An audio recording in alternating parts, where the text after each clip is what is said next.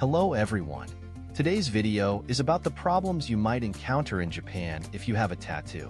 Many people who follow my Instagram know I have a sizable back tattoo, so I'll be sharing my personal experiences. Years ago, I made a video about Japanese attitudes towards tattoos. Spoiler alert, they haven't changed much. I'll leave a link to that video in the description. Briefly, Japanese people don't personally dislike tattoos like some people in the West who might say, "Why ruin your skin with tattoos? I hate them." The Japanese don't harbor such negative personal feelings, but there are many restrictions for those with tattoos, stemming from stereotypes associated with the Yakuza, known for their extensive body art. So, if you have a tattoo and are going to Japan, will you have to constantly hide it? Not exactly, but there are certain places where you can't show your tattoo, or where entry is forbidden with visible tattoos.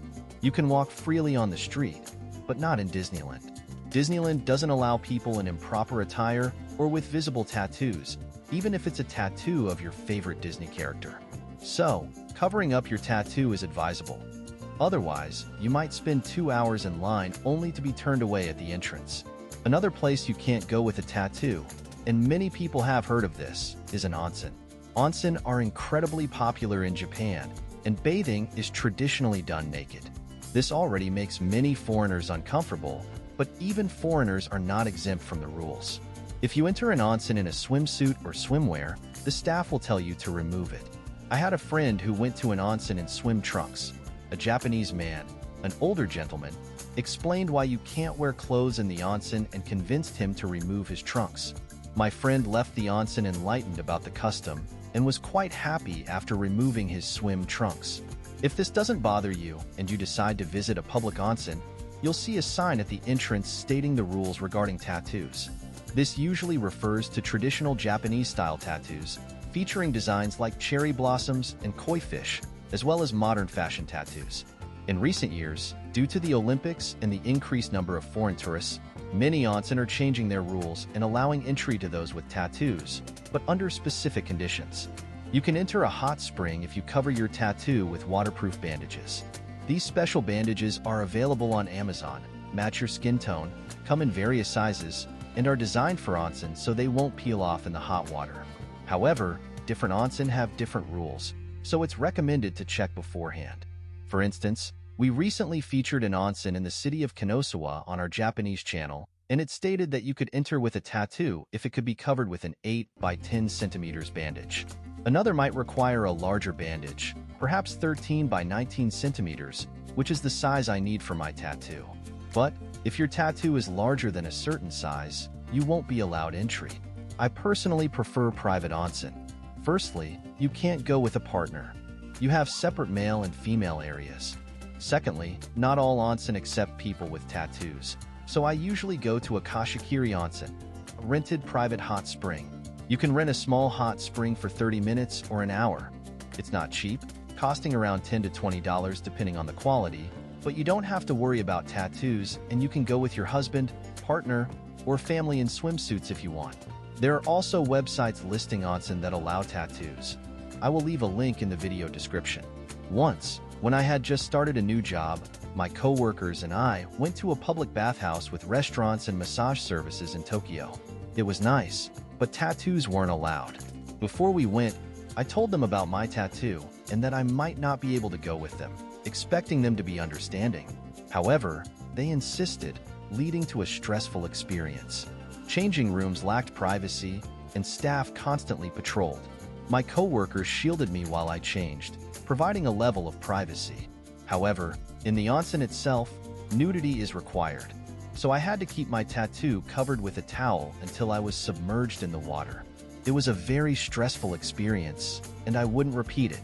You might wonder about the legal consequences of being caught with a visible tattoo. There's no nationwide law prohibiting onsen entry with tattoos, but it's up to the individual onsen's rules.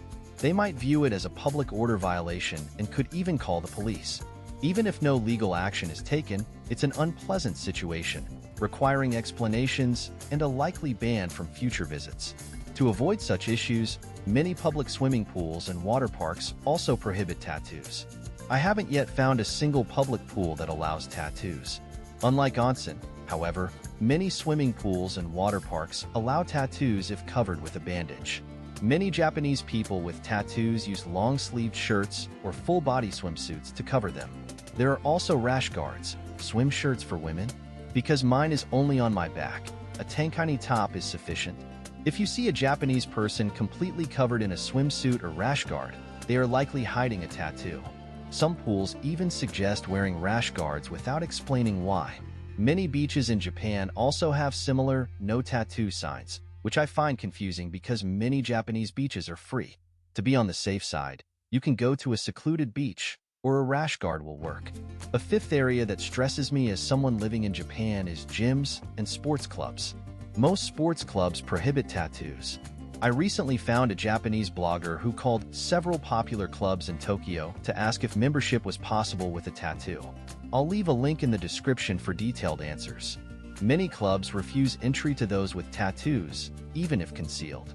In showers, where many clubs lack private stalls, tattoos are easily visible. You could even be refused further visits and lose your membership fees. However, some clubs allow covered tattoos. But I haven't encountered a single gym that doesn't require covering them. I tried a new gym and everything was fine until the shower. There were no individual stalls, just an open room with shower heads. I had to shower with my back to the wall. But even then, when I briefly turned around, an elderly Japanese woman noticed my tattoo and promptly left. The staff soon started cleaning, but clearly they were checking for tattoos, and I spent the rest of the shower with my back to the wall. Finding a job in Japan with a tattoo isn't easy, except for perhaps niche industries like rock cafes, anime shops, or similar establishments. Otherwise, you'll probably have to hide it for job interviews. At my design job, nobody knows about my tattoo, and it's easy to hide under clothes. But I've seen people with tattoos on visible areas who seemingly haven't faced issues. However, for client-facing roles, a visible tattoo could be a problem.